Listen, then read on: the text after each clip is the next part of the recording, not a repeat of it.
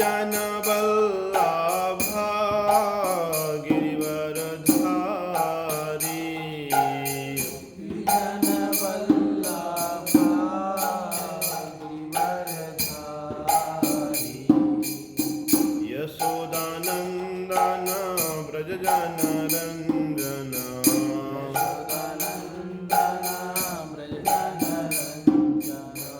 यशोदानंदन ब्रज जन रंजन यशोदानंदन ब्रज जन रंजन यमुना तीरावनचारी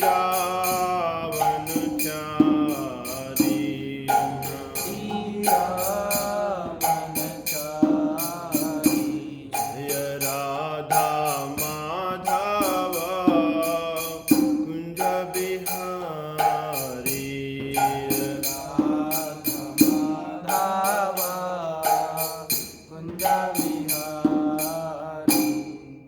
जय श्री श्री राधा माधव की शील प्रभुपाद की ओम अज्ञानतिमिरान्धस्य ज्ञानञ्जनशलाकया चक्षुरुन्मिलितं येन तस्मै श्रीगुरवे नमः वाञ्छाकल्पतरुभ्यश्च कृपा सिन्धुभ्य एव च पतितानां पावनेभ्यो वैष्णवेभ्यो नमो नमः श्री कृष्ण चैतन्य प्रभु नित्यानंद श्री अद्वैत गदाधर श्रीवासादि गौर भक्त वृंद हरे कृष्णा कृष्णा कृष्णा हरे हरे हरे राम राम राम हरे हरे ओम नमो भगवते वासुदेवाय ओम नमो भगवते वासुदेवाय ओम नमो भगवते वासुदेवाय ओम नमो भगवते वासुदेवाय ओम नमो भगवते वासुदेवाय ओम नमो भगवते वासुदेवाय नारायणं नमस्कृत्य नरं चैव नरोत्तमं देवीं सरस्वतीं व्यासं ततो जयमुदीरयेत् नष्टप्रायेषु अभद्रेषु नित्यं भगवत सेवया भगवती उत्तमश्लोके भक्तिर्भवति नैष्ठिकी। ग्रंथराज श्रीमद् भागवतम 7वां स्कंद श्लोक संख्या 38 से पाठ करेंगे। इत्थं नृतिर्याग ऋषि देवा झसावतारै लोकान् विभावयसि हंसी जगत्प्रतीपान् धर्मं महापुरुषपासी युगानुवृत्तं छन्ना कलौ यद्भाव त्रिगुयुथा सत्वं इत्थं नृत्यग ऋषिदेव झसावतारै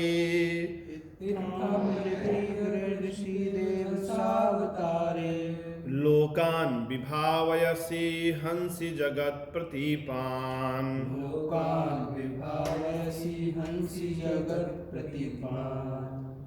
धर्मं महापुरुषपास्य युगानुवृत्तं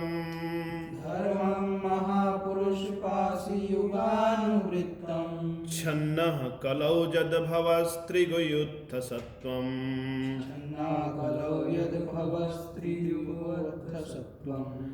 इत्थं नृत्यग ऋषिदेव झसावतारै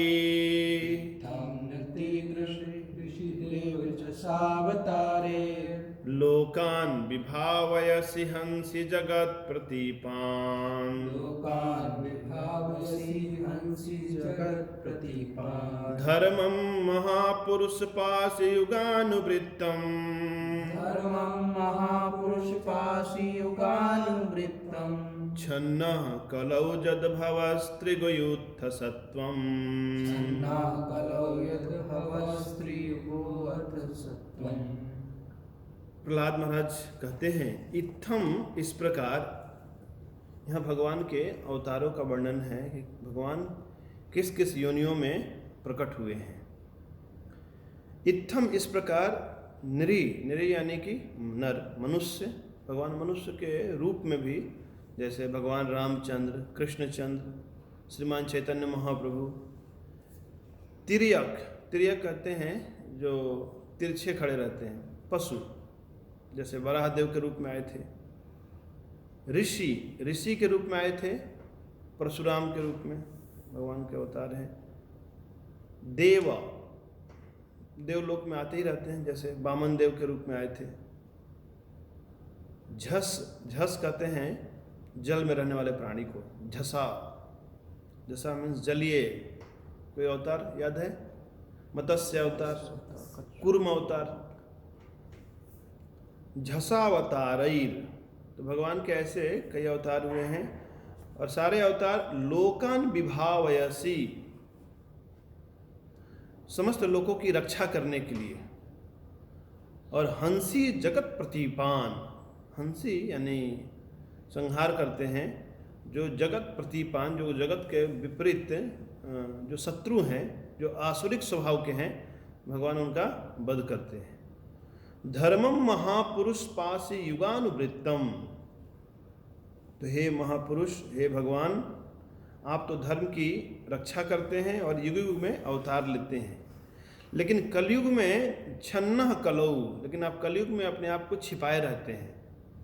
तो इस श्लोक में चैतन्य महाप्रभु के अवतार का एक संक्षेप संकेत है। देखो कैसे, छन्नह कलौ जद भवस त्रियुग अथ सत्वम। कि कलयुग में भगवान छन्न रूप में आते हैं, अपनी पहचान सबको नहीं बताते। यही कारण है कि भगवान को त्रियुग कहा जाता है। कि त्रियुग यानी कि सतयुग, त्रेता और द्वापर युग में तो प्रकट में सबको पता चलता है कि ये भगवान है। लेकिन कलयुग में जैसे चैतन्य महाप्रभु जब आए तो उन्होंने अपने आप को कभी भगवान नहीं कहा, अपने आप को कृष्ण के भक्त के रूप में प्रस्तुत किया। साथ ही साथ भगवान ने अपने शरीर का रंग भी छुपाया। सामान्यतः जो विष्णु तत्व, भगवत तत्व हैं, उनका रंग श्याम वर्ण होता है, लेकिन चैतन्य महाप्रभु गौर वर्ण में आए, अपने अस्त्र शस्त्र को भी छुपा लिया। त्रेता युग में भगवान के पास तीर धनुष था, द्वापर युग में सुदर्शन चक्र है, बांसुरी भी भगवान के हाथ में, लेकिन यहाँ चैतन्य महाप्रभु के हाथ में ऐसे कोई अस्त्र नहीं है। और भाव भी छुपाए भगवान ने। चैतन्य महाप्रभु किस रूप में आए? राधा रानी के भाव में आए हैं। यद्यपि भगवान अपने आप को छुपाते हैं, लेकिन जो भक्त हैं वे भगवान को पहचान जाते हैं। जैसे सार्वभौम भट्टाचार्य, सनातन गोस्वामी, रूप गोस्वामी। रूप गोस्वामी ने प्रथम भेंट में ही पहचान गए कि ये तो साक्षात श्री कृष्ण है, इसलिए उन्होंने देखकर प्रणाम किया। नमो महावदन्याय कृष्ण प्रेम प्रदायते कृष्णाय कृष्ण चैतन्य नामने गौर इत्युसे नमः। कि आप साक्षात श्री कृष्ण हैं। प्रहलाद महाराज अपनी प्रार्थनाओं में कहते हैं कि हे भगवान, आप तो मनुष्य के रूप में, पशु के रूप में, ऋषियों के रूप में, देवताओं के मध्य, जलचरों के मध्य नाना प्रकार के अवतार लेते ही रहते हैं। ये सारे अवतारों का उद्देश्य समस्त लोगों की रक्षा करना एवं असुरों का संहार करना है। लेकिन आप कलयुग में छन्न रूप में रहते हैं, अपनी पहचान छुपाए रहते हैं, इसलिए आप त्रियुग के नाम से जाने जाते हैं। आगे की प्रार्थना में भगवान से कहते हैं, नैतन मनस्तव कथा सुविकुंठनाथ संप्रीयते दुरित दुष्टम साधु तीव्रम कामातुरम हर्ष शोक भय सनार्तम तस्मिन् कथम तव गतिम बिमृशामि दीनः नैतन मनस्तव कथासु विकुंठनाथ। हे वैकुंठनाथ, समस्त चिंताओं को हरने वाले, अपनी प्रहलाद महाराज एक सामान्य जो भौतिक व्यक्ति है उसकी स्थिति का वर्णन करते हुए स्वयं को इस प्रकार प्रस्तुत कर रहे हैं। कहते हैं कि कैसे मैं अत्यंत पापी हूँ, दुरित, दुरित यानी कहते हैं पापी, दुष्टम, मैं दुष्ट हूँ, दुष्ट यानी कि मैं दूषित हूँ, असाधु, मैं असाधु हूँ, असाधु यानी कि बहिर्मुख, भगवान को भूल जाने वाला, तीव्रम, बहुत ही कठिनाई से बस में होने वाला, जो कामातुर, मैं काम इच्छाओं से भरा हुआ हूँ, पूर्ण हूँ, हर्ष शोक, मैं कभी हर्षित होता हूँ, कभी शोकग्रस्त हो जाता हूँ, मोहग्रस्त हो जाता हूँ, भयई, मैं भयभीत रहता हूँ, भयई सनार्तम। तो इस प्रकार प्रहलाद महाराज कहते हैं कि ये मेरी मानसिक स्थिति है, मैं दूषित हूँ, मैं पापी हूँ, मैं बहिर्मुख हूँ, मैं कामातुर हूँ, हर्ष और शोक और भय से भरा हुआ हूँ। तो फिर इस प्रकार कैसे मैं आपकी कथाओं में रुचि ले पाऊंगा? नैतत, नहीं है, मेरा मन कथाओं में नहीं लगता। तस्मिन् कथम तव गतिम बिमृशामि दीनः। तो हे भगवान, मैं आपको इस मानसिक स्थिति में कैसे मैं आपके इस दिव्य कार्यकलापों, आपकी कथाओं का वर्णन कर सकूंगा? तो इस प्रकार प्रहलाद महाराज अपनी स्थिति एक सामान्य जीव जैसा, लेकिन प्रहलाद महाराज तो दिव्य अवस्था में है, फिर भी हमें सिखा रहे हैं कि हमें कैसे भगवान से प्रार्थनाएं करनी चाहिए। आगे चलते हैं। प्रहलाद महाराज कहते हैं कि कैसे सामान्य व्यक्ति असहाय अवस्था में है, भगवान का भजन करने में उसकी कोई रुचि नहीं होती। क्यों नहीं होती? जिह्वै कतोच्युत विकर्षति मां वितृप्ता शिष्णो न्यतस्त्वागुदरं श्रवणं कुतश्चेत् घ्राणो न्यतश्चपलदृक् क्वच कर्म शक्तिः बहवः यशपत्न्य इव गेहपतिं लुनन्ति। जिह्वै, जिह्वा एक तरफ से हिस्सा है, विकर्षति मां वितृप्ता, कभी भी जिह्वा संतुष्ट नहीं होती। एक होता है कर्षति और एक विकर्षति। विकर्षति नहीं, विशेष रूप से ना कर्षति, विशेष रूप से जिह्वा व्यक्ति को खींच कर ले जाती है। उस रेस्टोरेंट में चलो, उस होटल में चलो, वहाँ जाओ, वहाँ जाओ। शिशन, शिशन कहते हैं जनन इंद्रियों को, और जनन इंद्रियां एक दूसरे प्रकार से खींचती हैं। अन्यतस त्वग यानी त्वचा, स्पर्श करने की इच्छा कोमल कोमल वस्तु की, इसके लिए त्वचा भी खींचती है।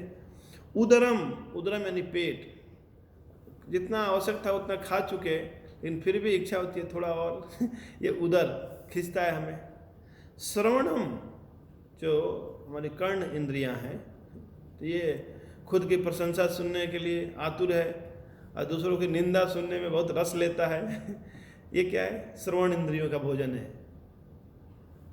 तो प्रहलाद महाराज कहते हैं कि मेरी जीभ एक दिशा में खींच रही है, हे अच्युत भगवान, मेरी जनन इंद्रियां दूसरी ओर में खींच रही है और कभी तृप्त नहीं हुई। मां वितृप्ता, त्वचा एक दूसरी दिशा में, उदर एक दूसरी दिशा में, श्रवण इंद्रिया एक तीसरी दिशा में, घ्राणो, घ्राण यानी कि सुगंध लेने वाली इंद्रिया, नाक, नासिका एक अन्य दिशा में खींच रही है। चपल दृक्, दृक् कहते हैं दृष्टि को, चपल दृक् यानी कि चंचल दृष्टि, कभी ये देखने की कामना होती है, कभी दूसरी वस्तु देखने की कामना होती है, कभी अन्य तीसरी वस्तु देखने की कामना होती है, और कितना भी देखो पर कभी तृप्ति नहीं होती।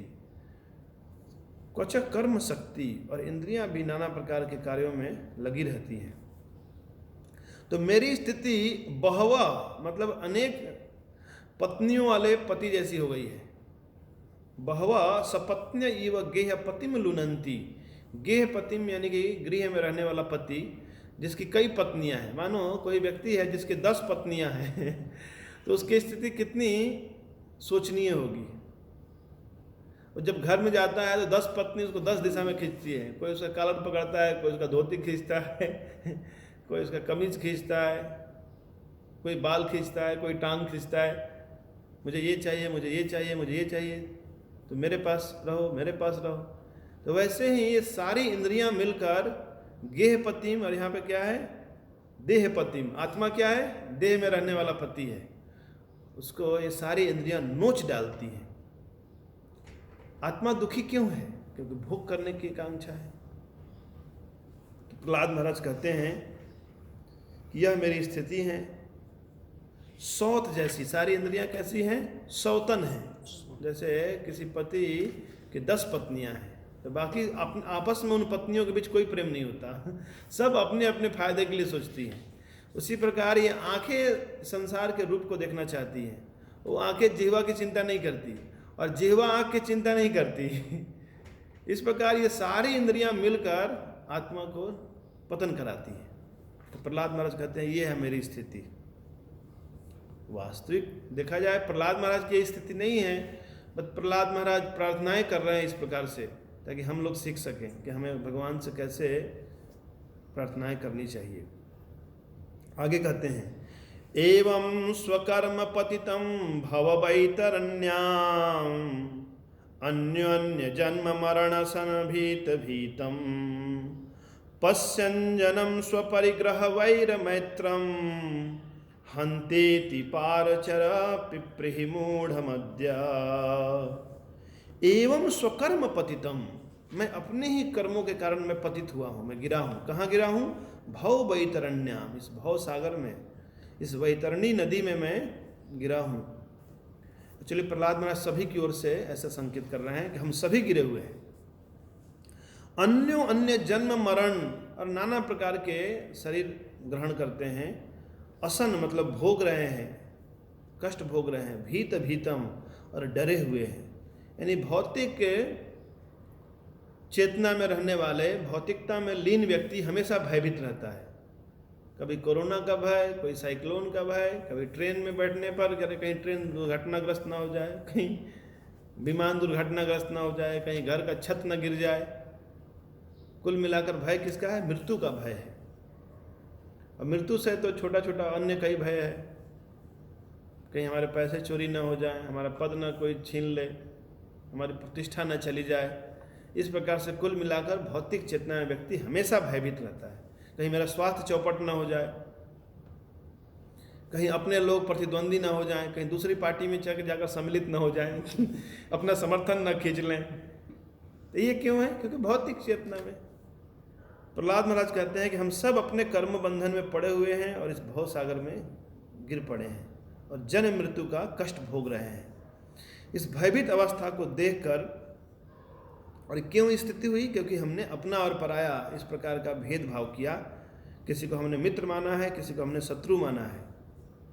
लेकिन कहते हैं, हे भगवान, आपके लिए क्या मुश्किल है? आप हंतेति पारचर पिप्रहि मूढ़ मध्य, आप पारचर हैं। पारचर यानी पार में रहने वाले, यानी वैतरणी नदी के उस पार आप विचरण करते हैं। तो आप हम मूढ़ों को इस प्रकार से उद्धार कीजिए, आज पार लगा दीजिए। मूढ़म अद्य, अद्य मीन्स आज। तो हे भगवान, हमारी इस दुर्दशा को देखकर हम मूढ़ों पर कृपा कीजिए और हमें पार लगा दीजिए। तो मानो भगवान कहें कि प्रहलाद, मैं तुमको पार लगा दूंगा ये मूर्खों की इतना तुम्हें चिंता क्यों है? इनको ऋषि मुनि पार लगाएंगे, जो भक्तगण हैं।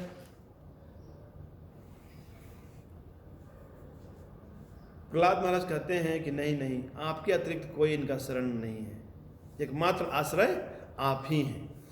को नत्र ते अखिल गुरो भगवन प्रयास उत्तारणेयस्य भवस्य संभव लोप हेतो मूढ़े सुवै महदनुग्रह आर्तबंधो किम तेन ते प्रियजनानुसेवताम्ना किम तेन ते प्रियजनानुसेवताम्ना। हे भगवान, जगत के आध्यात्मिक गुरु, संसार की उत्पत्ति, पालन एवं संहार करने वाले, आपको जीवों का उद्धार करने में क्या कष्ट है? आप तो इतना महान बड़ा बड़ा कार्य करते हैं, उत्पत्ति करते हैं, पालन करते हैं, ध्वंस करते हैं, ये जीवों का उद्धार करने में कौन सा विशेष प्रयास है? को नत्र ते अखिल गुरु, आप तो जगत के गुरु हैं। भगवन प्रयास मूढ़ेषु वै महद अनुग्रह आर्त बंधो, मूढ़ जनों के प्रति निश्चित ही महापुरुषों की कृपा होती है। हे दीन बंधु, हे आर्त बंधु,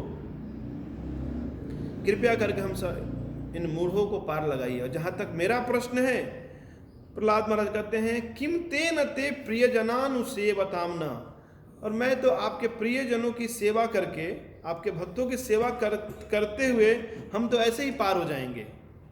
तो मुझे अपनी चिंता नहीं है, मुझे चिंता है इन मूढ़ों की।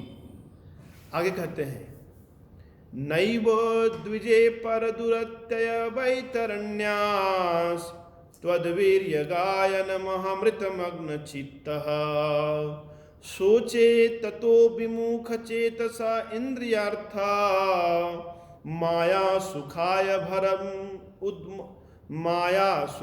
भरम उद्भतो विमूढ़ान। न उद्विजो, मैं उद्विग्न नहीं हूँ, मैं भयभीत नहीं हूँ भगवान। पर दुरत्य वैतरण्यास, ये कठिनाई से पार होने वाले जो वैतरणी है, इसे पार करने के लिए मैं भयभीत नहीं हूँ। क्यों भयभीत नहीं है? क्योंकि मैं तो आपके तद्वीर्य गायन महाअमृत मग्न चित्ता, मैं आपके लीला कथाओं के अमृत में मग्न रहता हूँ, उसके गायन में, वीर्य गायन, आपके पराक्रम अद्भुत जो आपने लीलाएं की हैं, उसी लीला कथा रूपी अमृत में मेरी चित्त पूर्णतः मग्न रहती है। सोचे ततो विमुख, मैं शोक करता हूँ, मैं ज़्यादा सोचता हूँ किसके बारे में? विमुख चेतसा, जो आपसे विमुख हैं, और इंद्रियार्थ, केवल इंद्रिय तृप्ति में लगे हुए हैं। माया सुखाया, केवल माया सुख पाने में, माया सुखाया भरम उद्भतो विमूढ़ान, ऐसे मूढ़ व्यक्ति संघर्ष कर रहे हैं और माया सुख पाने के लिए कठोर श्रम करते हैं। और ये सब भार ढोने वाले मूर्ख पशु के समान हैं। मैं इनके लिए मैं शोकाकुल हूँ, मैं इनके लिए चिंतित हूँ। तो भगवान कहें कि ठीक है, बहुत चिंतित हो, लेकिन फिर भी मैं तो तुम्हारा उद्धार कर दूंगा। इनका उद्धार जो मैंने कहा वे ऋषि मुनि करेंगे। तो प्रहलाद महाराज कहते हैं, नहीं नहीं, वे ऋषि मुनि तो एकांत में चले जाते हैं, वे तो खुद की मुक्ति में रुचि रखते हैं, हम उनके भरोसे नहीं छोड़ सकते इनको।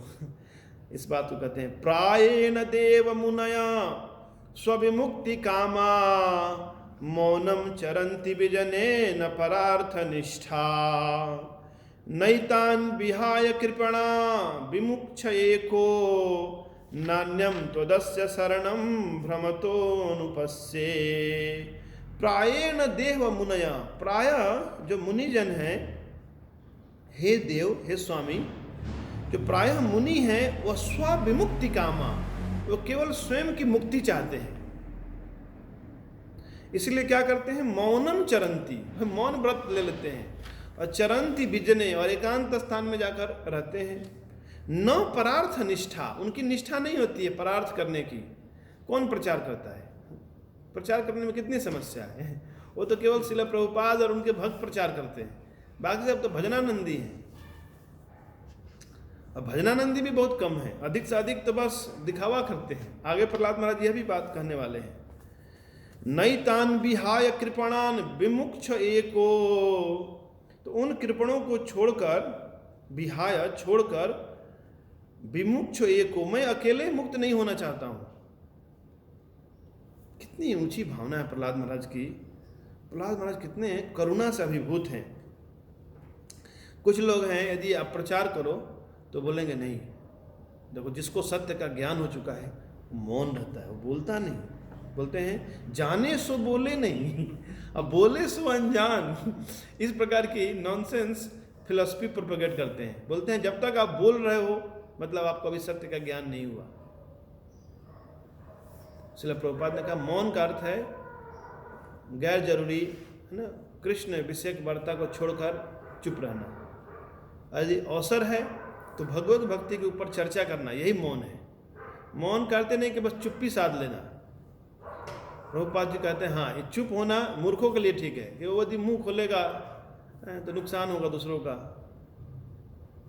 अनावश्यक रूप से शोरगुल उत्पन्न होगा। लेकिन यदि कोई बुद्धिमान व्यक्ति है, कोई भक्त है, तो उसे बोलना चाहिए, उसे लोगों को भगवत भक्ति में प्रवृत्त करना चाहिए। प्रहलाद महाराज कहते हैं कि मैं इन कृपणों को छोड़कर मैं अकेले मोक्ष का इच्छुक नहीं हूँ। नान्यम त्वदस्य शरणम, और इनके लिए दूसरा कोई आश्रय नहीं है। भ्रमतु अनुपस्य, मैं देख रहा हूँ कि आपके अतिरिक्त इनका कोई भी रक्षक नहीं है।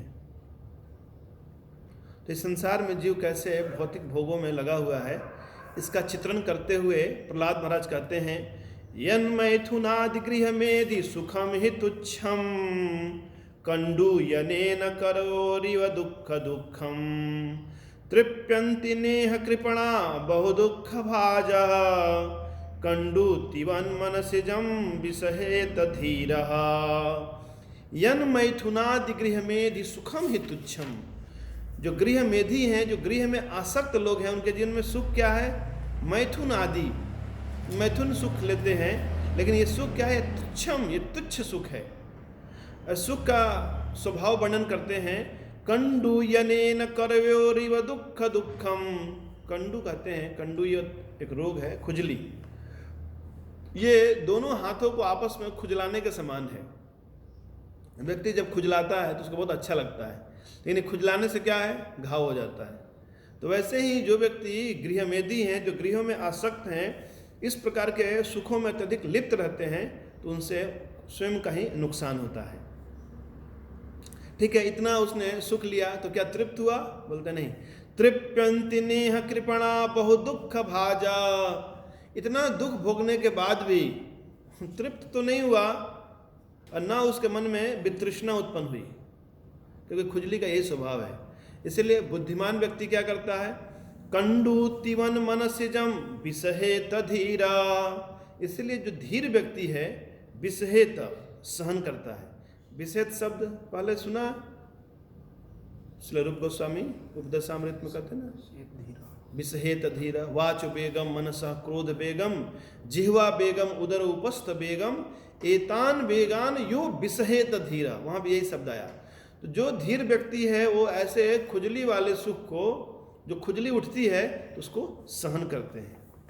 यानी धीर पुरुष मनसिजम, मनसिजम यानी कि जो काम का वेग है, इसकी खुजलाहट को सहन करते हैं। तो जो अभी फिलॉसफी है कि नहीं सहन करने की क्या आवश्यकता है, ये गलत फिलॉसफी है। क्योंकि आप जितना खुजलाओगे, ये कभी खुजली रुकने वाली नहीं है। आप कितना भी भोग भोगोगे, कभी भोगों से आपकी तृप्ति नहीं होने वाली है, बल्कि और ज़्यादा भोगों की अतृप्ति बनी रहेगी। जैसे कल मैं बता रहा था कि कोई सोचे कि आग में घी डालकर मैं आग को शांत कर दूंगा, कभी अग्नि शांत होने वाली नहीं है। कभी कभी लोग सोचते हैं नहीं, इतना घी डाल दो, एक ट्रक घी डाल दो ताकि पूरी तरह से आग तृप्त हो जाएगी। नहीं, ये महादवाग्नि है, ये संसार दावानल। ये अग्नि इतनी प्रचंड है कि इस अग्नि में आप यदि ट्रक का ट्रक भी घी डालोगे, कितना भी भोग भोगोगे, कभी भी ये अग्नि बुझने वाली नहीं है, बल्कि अग्नि और ज़्यादा भभकने वाली है। यही कारण है कि बड़े बड़े महापुरुष, राजा, राजर्षि, इन्होंने समस्त प्रकार के भोग ऐश्वर्यों का त्याग करके भगवान की भक्ति में लग गए। प्रहलाद महाराज आगे कहते हैं, मौन व्रत श्रुत तपो अध्ययन स्वधर्मा, व्याख्या रहो जप समाधय अपवर्ग्या, प्राय परम पुरुष ते त्वजितेन्द्रियाणाम, वार्ता भवन्युत्वात्र तुदंभिकानाम। कुछ लोग मौन करते हैं, व्रत करते हैं, शास्त्र के ऊपर चर्चा करते हैं, तपस्याएं करते हैं, अध्ययन करते हैं, अपने सुधर्म का पालन करते हैं, शास्त्रों के ऊपर व्याख्यान देते हैं, जप समाधि ये सब करते हैं। ये सब क्या है? ये मोक्ष के साधन है। लेकिन जिनकी इंद्रियां उनके नियंत्रण में नहीं है, तो ये तो मोक्ष के साधन नहीं बनते उनके लिए। उनके लिए क्या बनते हैं? ये सब जीविकोपार्जन के साधन बनते हैं। चूँकि सामान्य लोग इनके प्रति आदर की भावना से होते हैं, चलो ये व्यक्ति मौन है। जैसे मानो संसारी व्यक्ति घर गृहस्थी छोड़कर या गेरुआ वस्त्र पहन के सर मुड़ा के ऐसे निकल जाए, लोग बस इतना ही कर ले हो तो लोग सोचेंगे कोई साधु है कोई सिद्ध पुरुष है। उसके भीतर क्या गुण है कोई विचार नहीं करता। बस बाहर से कोई ऐसे किसी मंदिर में बैठ जाए, रामचरितमानस खोल के या गीता भागवत और ऐसे बैठ गया, लोग इतना ही देख कर सोचते हैं बहुत कोई साधु पुरुष है। लो उनके पास जाकर कोई फल रख देता है कोई दान रख के चला जाता है। तो जिनकी इंद्रियां नियंत्रण में नहीं है, तो ऐसे ये जो 10 प्रकार के साधन बताए गए, ये साधन करने से भी क्या है, वो केवल जीविकोपार्जन का साधन है, मोक्ष की प्राप्ति उनको नहीं होगी। लेकिन जो व्यक्ति दंभी है, केवल दिखावा करता है, तो उसके लिए तो ना तो जीविकोपार्जन प्राप्त होता है ना उसे मोक्ष प्राप्त होता है। यानी इस प्रकार से ना संसार का सुख मिला ना परलोक का सुख मिला। आगे प्रहलाद महाराज कहते हैं, रूपे इमे सदसती तव, रूपे इमे सदसती तव वेद सृष्टे बीजांकुराव इव न चान्यद रूपकस्य युक्ता समक्ष उभयत्र विचंछते त्वाम योगेन बहिमीव दारुसनान्यतः स्यात्। यह भगवत तत्व का वर्णन करते हुए प्रहलाद महाराज कहते हैं, वेदों ने आपको कार्य एवं कारण को, जैसे बीज एवं वृक्ष जो अंकुर है, वो दोनों क्या है, एक दूसरे से संबंधित है। अंकुर बीज से ही उत्पन्न होता है। तो भगवान क्या है, कार्य भी हैं और भगवान कारण भी हैं। यानी भगवान की शक्तियों के अतिरिक्त इस सृष्टि में कुछ भी नहीं है। तो जो योगी हैं, योगेन बहिमीव दारुसु नान्यतः स्यात्, तो भक्ति के द्वारा जो योगी जन हैं वे देख पाते हैं जैसे अग्नि में हर काष्ठ में, हर लकड़ी में छुपी रहती है, उसी प्रकार ऐसे योगी भगवान का सर्वत्र दर्शन करते हैं।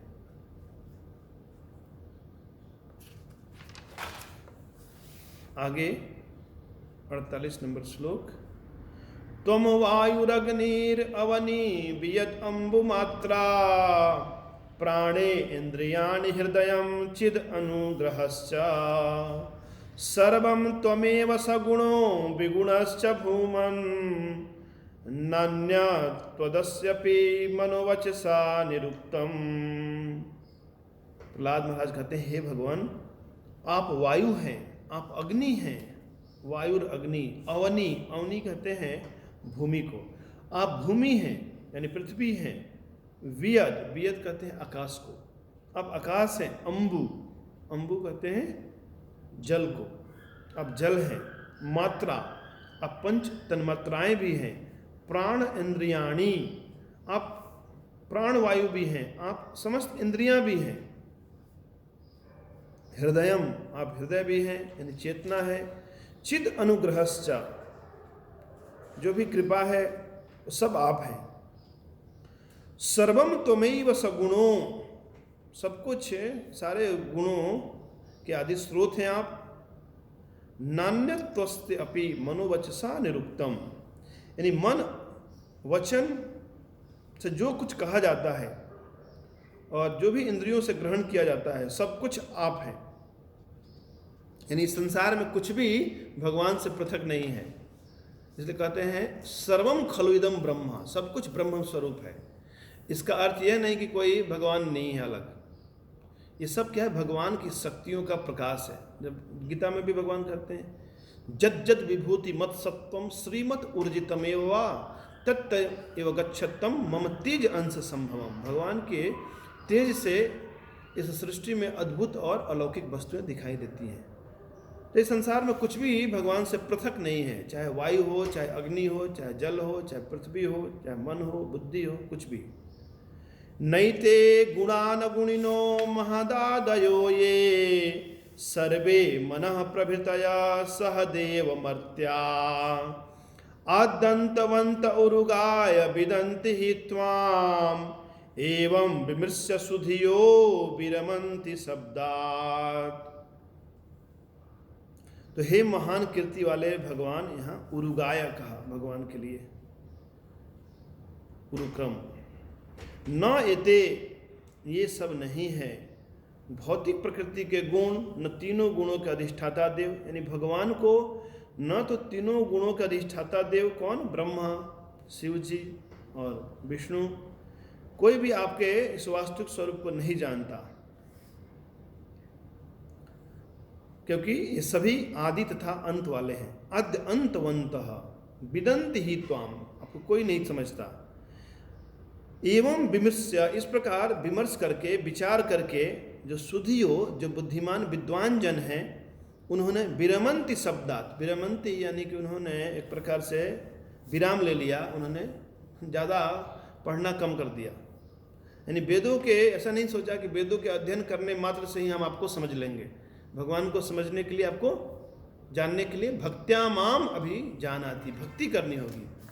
तो बुद्धिमान लोगों ने समझ लिया कि ये सब वेद अध्ययन करने से भगवान को हम नहीं समझ सकते, हमें भक्ति करनी होगी। भक्त्या हम एक ग्राह, भागवत में कहा कि भक्ति से ही मैं ग्राह्य हूँ। इस अध्याय का यह आखिरी प्रार्थना है। तत्ते अर्हतम नभ स्तुति कर्म पूजा, कर्म स्मृति शरणयो श्रवणम कथायाम, संसेवया त्वयि विनेति षड अंगया किम, भक्तिम जना परमहंस गतो लभेत।